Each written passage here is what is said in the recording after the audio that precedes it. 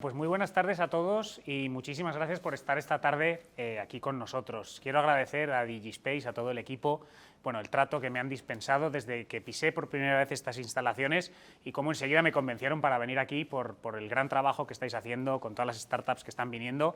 Así que es un auténtico lujo estar aquí, porque además estoy en una ciudad que es Alcobendas, que es mi casa también, y a la que estoy profundamente agradecido por muchísimas cuestiones. Efectivamente, en el día de hoy voy a hablaros de educación y de inteligencia artificial. De hecho, cómo podemos educar en la innovación, innovar en la educación y utilizar la inteligencia artificial como herramienta para la innovación. Como lo que he hablado con Eva era que iba a hablar 40 minutos, me voy a poner un temporizador a 38 minutos para que luego tenga 2 de margen para acabar cuando sea y luego para poder tener un poco de debate, ¿de acuerdo? Entonces ya lo tengo puesto, o sea que ya puedo estar razonablemente tranquilo, si no pediré ayuda por ahí. Vamos razonablemente bien, entonces vamos a empezar por aquí. Básicamente, aquí lo tenemos, ¿no? Básicamente, este soy yo en formato avatar. Antes han hablado de temas de metaverso. Bueno, pues claro, lo bueno de poder crearse un avatar es que al final uno se puede hacer más alto, más guapo, más delgado, ¿no? Entonces, con todas estas tecnologías, pues uno, pues así se siente un poco mejor. Vamos a tratar todas estas cuestiones, pero para no perder el tiempo, empiezo con unas reflexiones iniciales que yo creo que son ciertamente de interés. La primera es la siguiente, y es que el mundo tiene muchísimas preguntas, muchísimas, y cada uno de nosotros podemos ser la respuesta. ¿Cómo? A través de la educación. ¿Por qué? Porque, como decía Paulo Freire, la educación no cambia el mundo, cambia a las personas que van a cambiar el mundo. Entonces, este va a ser el contexto en el que vamos a trabajar a lo largo de esta tarde, ¿no? Y para ello, lo que quiero que entendamos es que, claro, si vamos a hablar de educación, tenemos que entender el contexto, tenemos que entender cómo está cambiando la economía, cuáles son las tendencias, cuál es, en definitiva, la agenda del siglo XXI. Y la agenda del siglo XXI es ciertamente compleja, ¿no? Aquí tenéis, fijaos, un montón de temas, ¿no? Tenéis de fondo, ¿no?, los Objetivos de Desarrollo Sostenible de la ONU, ¿no?, para el 2030, unos objetivos ciertamente razonables que desafortunadamente se han politizado, y eso es probablemente uno de los mayores errores, el haber politizado estos objetivos que son, insisto, ciertamente razonables, pero de todas esas tendencias que vemos en esta diapositiva, yo puedo destacar algunas que para mí son especialmente relevantes y que luego además voy a profundizar probablemente en 3 de ellas, ¿no? Pero vemos, entre otras cosas, vemos que hay un tema como puede ser la sostenibilidad, ¿no?, la transición ecológica. Vemos también un tema como puede ser la transición de una economía analógica a una economía digital, que vamos a hablar de ella. Vemos también toda la figura del empoderamiento de la mujer. Vemos los fenómenos de las migraciones inversas estamos viendo zonas del mundo que se vacían, la España vaciada, ¿no? Por lo tanto, vemos fenómenos incluso contradictorios en un momento determinado. Vemos también un fenómeno de guerra, estamos viendo las guerras que se están desarrollando, Ucrania, Rusia, pero es que hay más guerras, está la guerra comercial, está la guerra tecnológica como tal, estamos en formatos de guerras híbridas como tal. Y vemos además un mundo carente de líderes, hay una ausencia de liderazgo tremenda, ¿no? Vemos, por lo tanto, que no hay objetivos comunes, vemos todos estos problemas y frente a todos estos problemas, ¿qué hacemos, no? Bueno, pues yo creo que la educación también va a ser la respuesta a todas estas cuestiones, ¿no? Y en todos estos fenómenos yo destacaría 2 en los que ahora me voy a centrar desarrollándolo un poquito más, de manera más amplia, pero fijaos, lo que tenemos, entre otras cosas, es que por una parte hemos descubierto que esto que nos dijo Fukuyama en el año 89 del fin de la historia, ¿no?, las democracias liberales son el modelo que hay que implantar, pues yo ya no lo tengo tan claro, porque se ha intentado en Afganistán, se ha intentado en Irak y al final nos hemos tenido que volver con el rabo entre las piernas, ¿no? Ya también pasó un poco con Vietnam en su momento, con la guerra de Vietnam. Entonces lo que vemos es, ¿estamos tal vez ante el fin de la historia? Es decir, ¿vamos a poder implantar un modelo de democracia liberal o vamos a tener que convivir en un mundo multipolar donde nos vamos a encontrar la China con los principios de Confucio, la Rusia ortodoxa, la India con un crecimiento y con un sistema de castas, más allá de que lo hayan eliminado, con un sistema de castas muy inserto en su cultura, con una África creciendo poblacionalmente, con una Europa en un invierno demográfico tremendo? Y además podemos observar cómo todo lo importante está pasando del Atlántico al Pacífico. estamos yéndonos del meridiano de Greenwich al estrecho de Malaca. Y esto me lleva básicamente a tratar tres transiciones, porque yo creo que estamos en un momento de cambio, en un momento de transición. Y hay tres transiciones esenciales que yo creo que son muy relevantes. La primera es una transición de poder, la segunda es una transición ecológica y la tercera es una transición tecnológica. Y las tres se complementan, porque ¿qué tiene que ver la retirada de Estados Unidos de Afganistán con la crisis energética y la problemática de escasez de chips? Que estas tres transiciones se interrelacionan. Empezando por la transición de poder, lo que estaba diciendo con anterioridad, cómo se está trasladando todo lo importante del Atlántico al Pacífico. Este es el mapa del jesuita Matteo Ricci de 1602 cuando se lo presenta al emperador chino. Esa es la visión que había del mundo y la que probablemente tengamos que ver en los próximos tiempos. Y esto es un poco triste porque nosotros estamos en Europa. Entonces, claro, vemos que esto siempre se ha dicho y en el mundo de las startups, y aquí tengo, por ejemplo, a Soraya del Portillo, de Chiara, una startup maravillosa con la que yo colaboro de vez en cuando. Bueno, pues el mundo de las startups se viene a decir lo siguiente: Estados Unidos crea, China copia, Europa regula, ¿no? Entonces, ya no es del todo cierto, Estados Unidos crea, China está creando más, por ejemplo, en materia de inteligencia artificial, invierte muchísimo más que Estados Unidos, y Europa sí que es verdad que regula, ¿no? Vamos a sacar en breve este mes el reglamento de inteligencia artificial, y es maravilloso porque en Europa no hay empresas de inteligencia artificial. Pero bueno, dicho lo anterior, está muy bien que regulemos lo que no hacemos, ¿no? Que es un poco el papel de gran regulador, que es el que quiere jugar Europa, ¿no? Pero fijaos, lo que os decía, la transición de poder la tenemos en una batalla entre China y Estados Unidos, donde vemos una batalla por las materias primas, las tierras raras y, por supuesto, la tecnología. La crisis de los chips, o sea, la guerra de Taiwán, no es casualidad. El hecho de que se estén desplazando las producciones de chips también, por ejemplo, a Monterrey en México, por el acuerdo que hay entre México, Estados Unidos y Canadá en tema comercial, no es casualidad. Es decir, tenemos una transición también en tema de chips. Y esto nos lleva también a esta segunda transición, que es la transición ecológica, donde podemos distinguir, y aquí también tengo un buen amigo, que es Agustín Martín, que de esto sabe muchísimo más que yo en tema de sostenibilidad. Tenemos dos ideas: la transición energética, es decir, de la quema de combustibles fósiles a la generación de energías renovables. Y ya además, ayer había algunos datos bastante interesantes, básicamente que, bueno, España, por ejemplo, el 50% de lo que produce ya es renovable en el mix energético, Europa un 45%, y luego la gente se mete mucho con China, pero el país que más energía renovable genera es China. Otra cosa es que también sea el que más contamine, pero es el que más energías renovables genera como tal. Y esa transición se le une también una transición de una economía lineal a una economía circular, es decir, las famosas R's que les están enseñando a nuestros niños de reducir, reciclar, en fin, reutilizar, ¿de acuerdo? Entonces, estamos yendo hacia esa transición. Ahora bien, mi charla de hoy, más allá de tener en cuenta todas estas transiciones, se va a centrar en la transición de una economía analógica a una economía digital, porque esto está siendo verdaderamente trascendental y porque la inteligencia artificial, entre otras cosas, está cambiándolo todo de una manera muy significativa. Entonces, con carácter previo a entrar a los nuevos calificativos que, en mi opinión, hay que añadirle a la economía, lo que tenemos que tener en cuenta es que si analizamos economía, oikos en griego, como el yogur, oikos, casa, nomos, norma, en definitiva es cómo gestionar los dineros de una casa. Eso es lo que es la economía, ¿no? La economía no es otra cosa que la ciencia encargada de gestionar la escasez.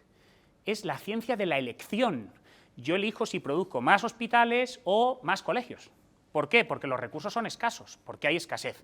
Claro, eso es así en tanto en cuanto los recursos son escasos, pero si yo transformo los recursos en bits, es decir, soy capaz de transformar los activos en ceros y unos, entonces paso de la escasez a la abundancia, y la distribución de los bits no es cara y es infinita como tal. Por lo tanto, ya hay un cambio en la economía. Es una economía digital. ¿De acuerdo? Una economía digital. Y esta economía digital hay que ir acompañándola de otra serie de adjetivos o de otros grupos preposicionales, como puede ser, para empezar, la economía del dato. Aquí tenéis un pequeño chiste: un trabajador con su jefe que le pregunta ¿qué vamos a hacer este año? ¿No? Y dice, vamos a recopilar datos, vamos a coger likes de Instagram, vamos a coger mensajes de YouTube, vamos a coger... Entonces el jefe luego le pregunta, dice, sí, ¿qué vamos a hacer con todo esto? Y dice, no sé, ya lo averiguaremos, ¿no? Esto es lo que yo llamo el síndrome de Diógenes Data, ¿no? Que empiezas a recopilar datos y si no tienes un propósito, no sabes muy bien qué hay que hacer. Pero me meto en un tema muchísimo más potente en el tema de datos y si no os importa voy a jugar un poco con vosotros. Al principio con vosotros, luego me humillaré yo en persona para que nadie se sienta totalmente ofendido. Vamos a hacer lo siguiente. ¿Qué os despierta a cada uno de vosotros por las mañanas? ¿La alarma de qué? ¿Del despertador o de un móvil? A ver, ¿a cuántos? Levantad las manos a los que os despierta el móvil. Bien, podríamos decir que un 90% de los que estáis aquí os despierta el móvil. ¿Y qué hacéis a continuación? Miramos a ver si hay mensajes. Miramos a ver si hay mensajes. Bien, me gusta. En modo avión. Bueno, eso no es lo habitual. Vas más hacia ser una ermitaña digital, pero no está mal, no está mal. No, pero... Perdona la broma, Sí. nadie va a mear. No, generalmente o se van con el móvil a mear. Mira, si te cuento algunos que se han dejado el móvil en el calzoncillo y se lo han subido con la vibración, ya te contaré algún día. Pero bueno, bromas aparte, yo os voy a contar lo que hago yo y a ver si os sentís identificados. Os voy a contar un día a día mío. Yo me levanto, me suena el despertador a las 7 de la mañana. ¿Qué es lo primero que hago? Le doy a posponer, 9 minutos, que es lo que viene por defecto en el iPhone. Ahí hay otra que también, que 9 minutos que pospongo en el móvil. Entonces, esos 9 minutos, ¿luego qué hago? Ya no pospongo otra vez. Lo siguiente que suelo hacer yo es mirar el tiempo. Es decir, soy tan vago que en vez de subir la persiana, miro si va a llover o no en el móvil, ¿no? A continuación, ¿qué miro? Miro el WhatsApp a ver si hay algún mensaje de mi padre que pueda necesitarle alguna cuestión o no. Después miro Instagram, le doy a like a unas zapatillas de Air Jordan nuevas que me han gustado de Nike y a continuación me leo El Mundo y el ABC y a lo mejor luego me voy a mear, pero también con el móvil. Entonces, ¿qué es lo que ocurre? Son las 7:20 de la mañana y mi teléfono ya sabe dónde estoy, a la hora a la que me levanto, que soy perezoso porque le doy a posponer 9 minutos, que soy perezoso porque utilizo la aplicación en vez de subir la persiana, que tengo un padre al que le mando WhatsApps, que me gustan las zapatillas de Air Jordan y que probablemente sea de centro derecha por leer el ABC y El Mundo. Y son solo las 7:20 de la mañana. Entonces, a continuación, ¿qué es lo que ocurre? Me levanto, desayuno, estoy desayunando con mis hijos, a lo mejor conectamos una tele, una Smart TV, que está enganchada al Internet de las cosas y que también va a ver lo que sé hacer o lo que dejo de ver, ¿no? Y a continuación, ¿qué hago? Pues me voy, a lo mejor, en el coche, con mis hijos, me monto en el coche para llevarlos al colegio. Y qué casualidad que me dice Waze, oye, Antonio, que vas al colegio. Vas al colegio, ¿por qué no vas por esta carretera en vez de por esta otra? Porque así vas a llegar antes. He de confesaros que yo muchas veces lo que hago es que no le hago caso a Waze. ¿Por qué? Porque así me siento libre, o creo que soy libre. Luego llego tarde, pero sigo siendo libre, ¿de acuerdo? Entonces, lo que tenemos que tener en cuenta, y fijaos, estoy ante lo que se llama la dictadura de los algoritmos. Tengo un algoritmo que me está diciendo lo que tengo que hacer. Dejo a mis hijos en el colegio, me voy al despacho o me voy a la universidad, enciendo mi ordenador, me conecto al paquete Office que está en la nube y que también va a saber qué documentos utilizo, me pongo a trabajar en un Excel o en un Word, bueno, y a continuación a lo mejor hago un pequeño descanso a las 12. Vamos a poner que hago un descanso para tomarme un café y decido que, bueno, van a llegar las vacaciones, ¿por qué no organizo un viaje a las Canarias con la familia? Voy a ver distintas ofertas, no me da tiempo, bueno, mientras estoy preparando eso le digo a Alexa que me ponga una canción de Aitana, la nueva con Yatra que ha sacado hace unos días, ¿no? Y entonces sigo trabajando, a las 2 digo, uy, no llego a comer a casa, voy a pedir un globo. Una hamburguesa del Five Guys con doble de ketchup, doble de mostaza, ¿de acuerdo? Muy sano, todo muy sano para cuando uno come en la oficina. Y mientras estoy comiendo en la oficina, que la hamburguesa está terrible, ¿qué ocurre? Me meto otra vez en internet y qué casualidad, me aparece una oferta, que si compro ahora un viaje a las Islas Canarias, me dan un cupón de descuento por una hamburguesa como la que me acabo de comer. Y así sigue mi día y día a día. ¿Por qué? Porque a lo mejor después tengo que ir a una reunión a la que no puedo entrar con el coche porque es una zona libre de emisiones y tengo que pedir un Cabify.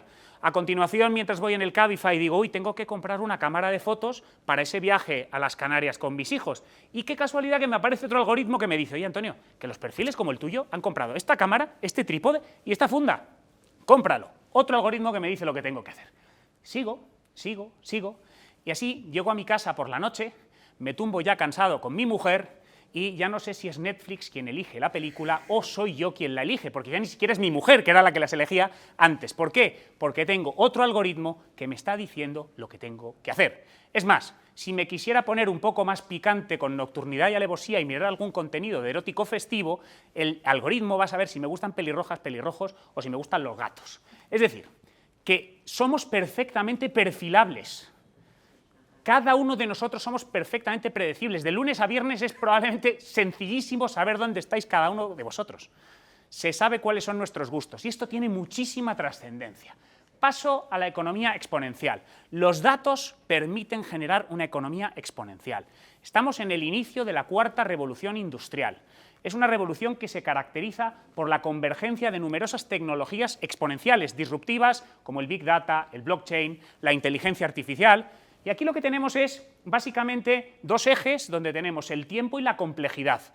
Las revoluciones industriales, las previas, la primera, la que estudiamos en el colegio, de los telares mecánicos, de las máquinas de vapor, y si os fijáis, bueno, la siguiente, la electricidad, producción en cadena, la tercera, los PCs, la guerra entre los PCs y los Macs por entrar en las casas, y la cuarta en la que estamos ahora. Se están acortando los periodos entre revoluciones industriales y cada vez son más complejas. ¿Por qué? Básicamente porque no es fácil entender lo que es exponencial. Nuestra mente está preparada para entender lo que es lineal, las progresiones aritméticas, pero no para entender las progresiones geométricas. Y aquí os hago una pregunta. Si yo tuviera que dar 30 pasos lineales, más o menos soy alto, razonablemente alto, podéis calcular hasta dónde puedo llegar, a lo mejor hasta el final de esa verja, más o menos, ¿no? Pero si os pregunto cuántos son 30 pasos exponenciales, difícilmente ninguno va a saber decirme cuánto es, porque son 26 vueltas a la Tierra.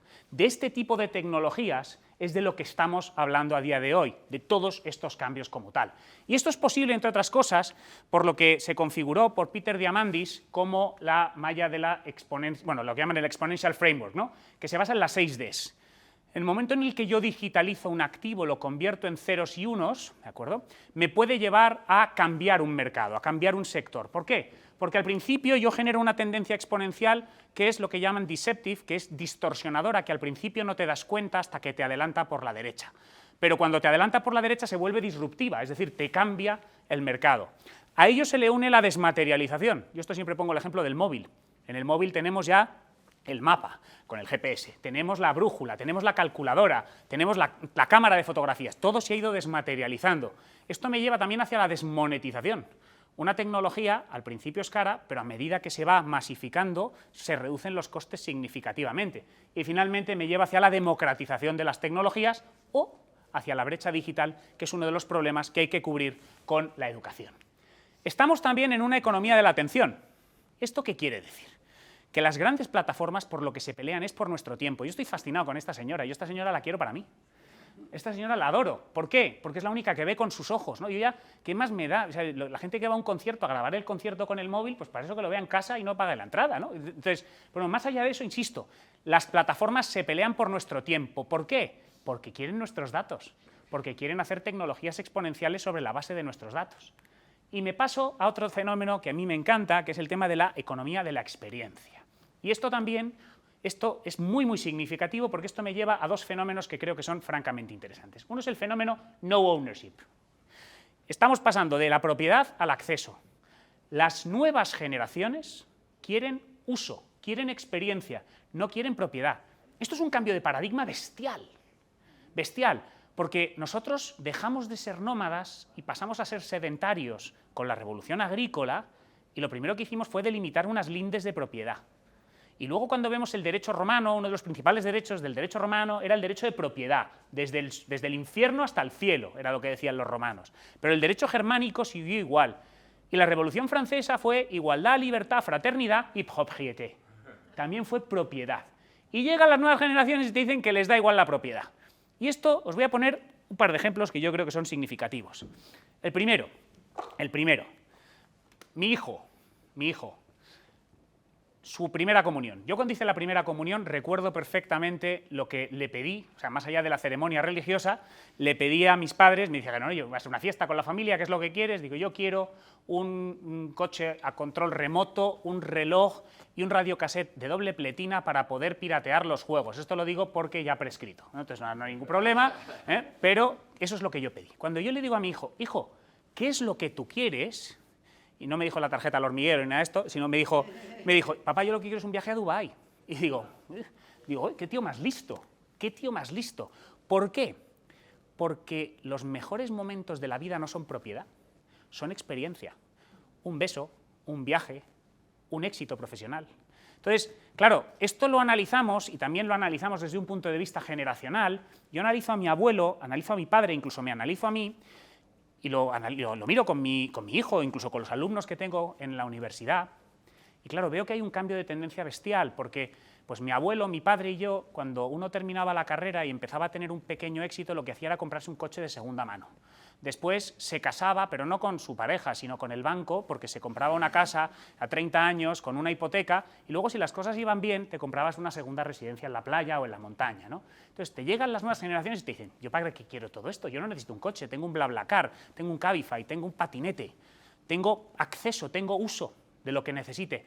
¿Para qué me voy a comprar una casa? Bueno, probablemente no puedan, ¿vale? El alquiler lo tienen también ahí complicado, pero dice, ¿para qué me voy a comprar una segunda residencia en la playa, en la montaña, si me puedo ir con Airbnb un fin de semana a Malta? Entonces, cambia significativamente todo el tema. ¿Y esto por qué es posible? Por este gráfico creo que es fundamental, es lo que define Joe Pine como la economía de la experiencia. Y esto es fantástico, porque lo que dice Joe Pine es, inicialmente lo que teníamos era materias primas, granos de café, por ejemplo. Gracias a las tecnologías fuimos capaces de customizar, de personalizar esas materias primas y convertirlas en productos, un paquete de Saimaza en un lineal del Mercadona, ¿vale? Pero fuimos más allá y con la tecnología fuimos capaces de convertir el producto en un servicio, una hipercustomización del producto, y tenemos un café con leche en la Plaza Mayor, ¿de acuerdo? Y fuimos más allá y fuimos capaces de customizar el servicio, y con la hiperpersonalización y las nuevas tecnologías y con los datos somos capaces de ofrecerte una experiencia. Ya no es un servicio, es una experiencia. Y eso es Starbucks. Eso es que yo entro, hay un aroma, hay una música, hay unos sillones, tengo wifi, me llaman por mi nombre, puedo pedir en digital, y eso es hacia lo que tendemos, por lo que os decía, porque las experiencias son transformadoras. Porque cuando tenemos una mala experiencia tendemos a olvidarla, pero cuando tenemos una buena experiencia lo que tendemos es a ser totalmente románticos e idílicos y mejorarla con el tiempo. Y eso no te pasa con la propiedad, y esto lo saben las empresas. Y esto es lo que buscan con nuestros datos, por eso quieren nuestra atención, por eso quieren todo lo que estamos viendo, ¿no? Por otra parte, tranquila, por otra parte estamos hablando de una economía del valor, básicamente. Ya nunca fue más cierto esto que decían de que solo el necio confunde valor y precio, ¿no? Entonces estamos yendo hacia una token economía, ¿no? Hacia aquello que puede tener valor, y no me estoy metiendo tanto en si es un Bitcoin o no es un Bitcoin. Hoy estaba yo con la declaración de la renta y le sale a Hacienda que yo tengo Bitcoins en la vida, pero bueno, tendré que ver qué pasa con todo esto. Pero bueno, estamos en una economía del valor y estamos en una economía de plataformas. Y una economía de plataformas que me lleva también a dos reflexiones. La primera es la economía colaborativa. Gracias a las nuevas tecnologías somos capaces de agrupar a peces pequeños para que compitan o incluso se coman a los peces grandes. Esto es un escrache de Twitter, a través de Twitter por parte de la ciudadanía contra un político. Esto es Airbnb, que no tiene en propiedad una sola habitación, pero gestiona más habitaciones hoteleras que ningún otro hotel en el mundo. Esto es un Cabify, que no tiene coches y que compite con los taxis. Eso es hacia lo que tiende la economía colaborativa y lo que es la economía del metaverso, que más allá, y aquí aunque hoy tenemos un metaverso educativo, como es Kiara, más allá de pensar en avatares, en muñecos digitales, yo simplemente hago dos reflexiones que creo que son mucho más interesantes. La primera, va a ser muy difícil trazar una línea distinguiendo entre antes y después del metaverso. ¿Por qué? Porque si yo cojo el móvil de cualquiera de vosotros, solo me basta ver vuestras tendencias de consumo digital y estoy viendo, pues sois más o menos de mi generación, entre 4 y 6 horas de consumo diario. Pero si me voy a los chavales, estoy hablando de 8 horas, y no significa que tenga que tener avatares ni muñequitos por aquí volando. Es verdad que sé que mucho de vuestro consumo puede ser, oye, no, mi correo electrónico de trabajo, que leo la prensa o que veo una película de Netflix, pero eso es de lo que estamos hablando, no tanto de Ready Player One. Y la segunda reflexión que hago es en relación con las plataformas como tal. Básicamente tenéis que tener en cuenta una cuestión que a mí me lleva a reflexionar, y ahí viene mi condición de jurista. Cuando yo estudiaba en primero de carrera Derecho Constitucional, Derecho Político, a mí me explicaron que un Estado tenía 3 elementos esenciales. Uno era la soberanía, el poder, ¿vale? Otro era el territorio y otro era la población. Y ocasionalmente podían tener lengua o moneda. Entonces yo analizo plataformas como Meta, como Google, como Amazon, y empiezo a pensar y digo, vamos a ver, ¿tienen territorio? Todo el espacio virtual que quieras. ¿Tienen población? Meta tiene más de 2.000 millones de usuarios, más que todos los católicos del mundo. ¿Tiene soberanía? Bueno, ¿qué es lo que ocurre cuando yo acepto los términos y condiciones? ¿Que quién se los lee, by the way? Yo he montado algunos, pero es verdad que nos los leemos sin mirar. ¿No son esos términos y condiciones que acepto sin mirar la constitución de un Estado virtual? Porque no solo eso, la Constitución española prohíbe la pena de muerte salvo en tiempos de guerra. En Meta, si yo me porto mal, me matan digitalmente. Me expulsan y me quedo sin mis contenidos, que para un influencer puede ser algo verdaderamente para que luego se tire por la ventana después, porque ya ha habido algún supuesto en este sentido. Y no solo eso. Desde Napoleón y la administración napoleónica, cuando montan lo que son las administraciones públicas, una de las prerrogativas que se le concede a la administración es que, con carácter previo a demandar a la administración, tienes que recurrir ante ella. Es decir, cuando nos ponen una multa, no vamos directamente a un juzgado, sino que vamos al ayuntamiento y le decimos, oye, que no estoy de acuerdo, y entonces ya hay una resolución final y me voy a los tribunales. Es decir, tiene un derecho, una prerrogativa que no tiene si yo quiero demandar a José Antonio, por ejemplo. Pues es que estas plataformas lo que te dicen es, oye, Antonio, que cuando estás aceptando estos términos y condiciones, antes de demandarme, tienes que acudir a un sistema de resolución alternativo de conflictos online antes de ir a los tribunales. Entonces, claro, yo lo miro y digo, ¿qué le interesa más al Estado español? ¿Relacionarse con Sudán del Sur, con todos mis respetos para Sudán del Sur, o con Google? Pues probablemente con Google, ¿no? Entonces, esta es la economía en la que estamos viendo. Esto se le une de lo que veníamos a hablar hoy, todo lo que es la economía de la automatización, la economía de la inteligencia artificial. Entonces, aquí, por supuesto, y vamos a hablar de ello, y luego seguro que en el debate surge, aquí existen muchísimos miedos, ¿no? Voy a perder el puesto de trabajo, luego veréis mis reflexiones finales, pero yo creo que no. Pero básicamente, lo que tenéis que tener en cuenta es, habrá que hacer un análisis neto, con el tiempo, de creación y destrucción de puestos de trabajo. Esa es la primera reflexión. La segunda es que se van a crear nuevos puestos de trabajo, el ingeniero de prompts. Yo me he convertido en ingeniero de prompts casi sin saberlo y ahora no paran de contratarme para más y más conferencias para enseñar a entrenar a los modelos. Entonces, bueno, pues una profesión nueva que no sabía que tenía y que ahora tengo. Bien, pero más allá de esto, lo que tenéis que tener en cuenta es que los países con mayor penetración de la robótica y de la inteligencia artificial son los que menores tasas de paro tienen. Japón, Singapur, Alemania tienen tasas de paro muy inferiores a las que tenemos aquí, con una mayor penetración de este tipo de herramientas. En definitiva, lo que estamos es en una economía de la incertidumbre. Una economía de la incertidumbre. Y esto lleva pasando toda la vida. Ya lo decía Heráclito de Éfeso. Todo cambia, todo fluye, nunca te vas a bañar dos veces en el mismo río, porque ni el río es el mismo ni tú eres el mismo la segunda vez que te bañas, ¿no? Estos son los famosos cisnes negros de los que hablaba Nassim Taleb. Estos son los entornos VUCA o los entornos ahora brittle que llaman, que son en definitiva entornos de incertidumbre. Y frente a la incertidumbre, ¿qué hacemos? ¿Qué hacemos? Las 4 Es. Esta es básicamente la estructura con la que yo trabajo frente a la incertidumbre. La primera es el esfuerzo. Es verdad que aquí esto podría ser Sísifo con la piedra, sabéis, ¿no? Que cuando subía luego se volvía a caer, pero no, yo creo que las cosas, al final el esfuerzo se premia y esto se está perdiendo. Entonces, el esfuerzo para mí es fundamental. La segunda es la excelencia y aquí traigo una empresa en la que yo fui socio fundador, uno de ellos, que trabajábamos bajo esta premisa, excellence or nothing, la excelencia o nada. ¿Por qué? Porque la excelencia consiste simplemente en hacer las cosas cada día un poco mejor. Eso es la excelencia. Entonces, la excelencia es una herramienta bestial contra la incertidumbre. La ética. La ética, sin un componente de integridad y de honestidad, es muy difícil manejarse. Y la cuarta E, que agrupa las 3 Es anteriores, es la educación. Educar y liderar son palabras sinónimas. Educar del latín educare, guiar. Líder, to lead, guiar en inglés, son palabras sinónimas. Entonces, aquí es donde entra mi reflexión en materia de educación. ¿Qué es lo que está pasando en la educación? Porque al final esto nos afecta a todos. Básicamente, lo primero que tenemos que tener en cuenta es que toda revolución tecnológica tiene que provocar una revolución educativa.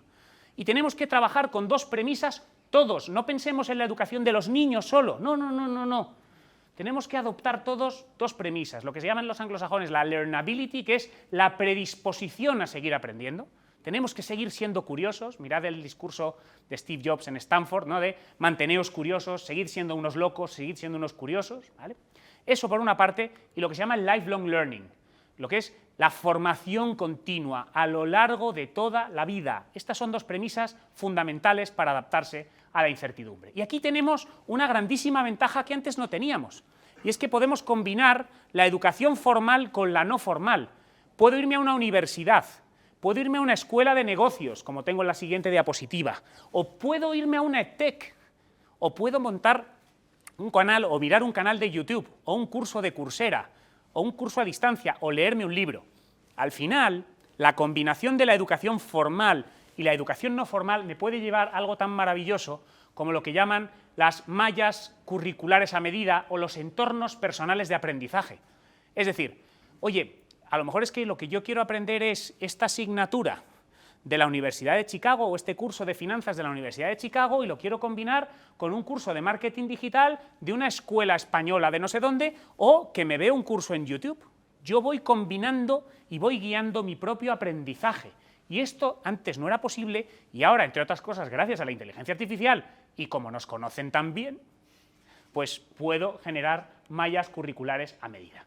Y esto me lleva a toda esta reflexión de educar en la innovación e innovar en la educación. Pero para eso tenemos que entender algunos términos, ¿no? Como son creatividad e innovación, porque la gente confunde estos dos términos. La creatividad, esto os voy a pedir que os lo metáis en la cabeza todos. Que nadie os diga jamás que no sois creativos, porque todos somos capaces de generar ideas. A mí me dijeron toda mi vida que no era creativo, porque no dibujaba nada bien. Nada bien, pero nada es nada bien. Bueno, ahora toda la cartelería de mi universidad la hago yo con inteligencia artificial. ¿Por qué? Porque tengo la creatividad en el lenguaje. Y con el lenguaje es como mejor se manejan las herramientas de IA generativa a día de hoy. Por lo tanto, que nadie os diga que no sois capaces de ser creativos, porque la creatividad es la capacidad de generar una idea, y todos tenemos ideas, unas mejores y otras peores, ¿no? Pero todos tenemos ideas. ¿Qué es la innovación? Es la creatividad en movimiento, es la ejecución. Es decir, si tu idea se queda en el mundo de las ideas y no lo aterrizas, malo. Lo que tienes que hacer es ejecutar. Ese es el innovador. El innovador es el que ejecuta, el que se lanza, el que decide romper el statu quo, ¿de acuerdo? Entonces, sí que es verdad que sin creatividad no hay innovación, están interrelacionadas. Otro de los grandes errores en estas cuestiones es confundir innovación con tecnología, porque la tecnología no deja de ser una herramienta al servicio del ser humano, que esto es otra de las cuestiones de las que hablaremos. Entonces, es una herramienta, no un fin, pero además una innovación puede, cierto que una tecnología suele ser innovadora, pero existen otro tipo de innovaciones que no tienen que ser tecnológicas como tal. Yo puedo innovar en un proceso y eso no tiene por qué ser tecnológico, ¿de acuerdo? Entonces, creatividad e innovación y luego, ¿cómo debemos trabajar en el ámbito de la innovación educativa? Mirad, yo aquí me gusta trabajar por tema de competencias. Por supuesto, creo que las competencias digitales son una oportunidad bestial, pero creo que hay otra serie de competencias, las mal llamadas habilidades blandas. Claro que hay que tener un conocimiento duro de un tema para poder desarrollar el pensamiento crítico sobre ese tema, pero tengo que tener la capacidad de liderar. Antes hablábamos de que era sinónimo de educar, ¿no? Pero liderar es estar al servicio de los demás, que ese es uno de los conceptos que todavía yo creo que los políticos no lo han entendido, pero es estar al servicio de los demás, ¿de acuerdo? El líder lo que busca es detectar las necesidades desatendidas de un grupo y darle satisfacción. El líder es altavoz de otros líderes, el líder genera otros líderes. El líder, en esto que decíamos de que era servicial, el líder tiene autoridad, pero no es autoritario. Tiene autoridad porque es ejemplo a seguir. La gente le sigue, pero no porque dé órdenes, sino porque siguen su ejemplo. Y eso nos lo tienen que enseñar, ¿de acuerdo? Esto se puede enseñar como tal. Pero tengo que enseñar a la gente, por supuesto, idiomas. Tengo que enseñar a trabajar en equipo.